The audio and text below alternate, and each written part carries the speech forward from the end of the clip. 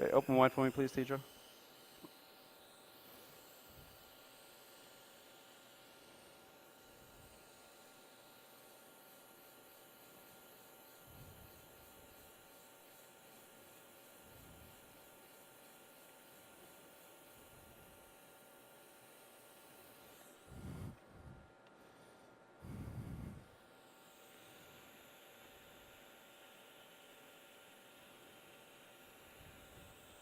Okay, and here we have our provisional seated and cured into place.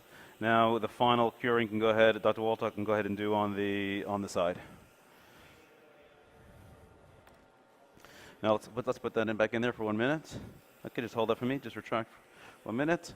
We're going to go ahead and just irrigate that out. I want to make sure there's no acrylic. We'll inspect the area.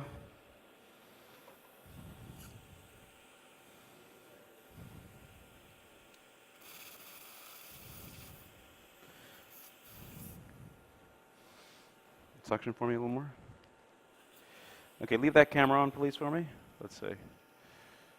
Oh, you're not going to see that from there.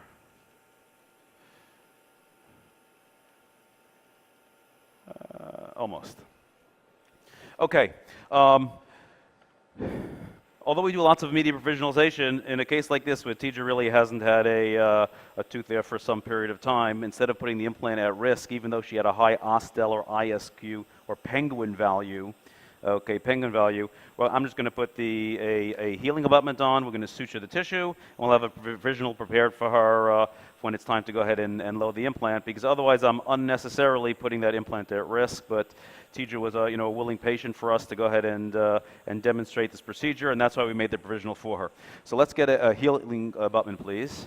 Okay, give me a 3 millimeter healing abutment, please. Now, put it over here. Okay.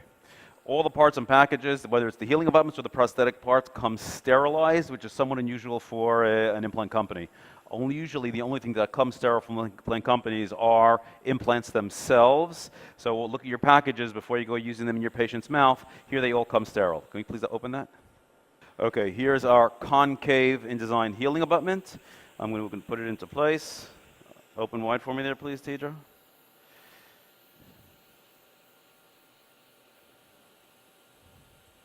Nice and snug.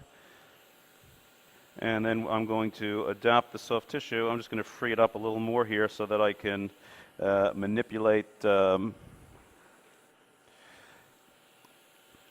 soft tissue for a better closure and a little more repair of the concavity that exists for Tidra.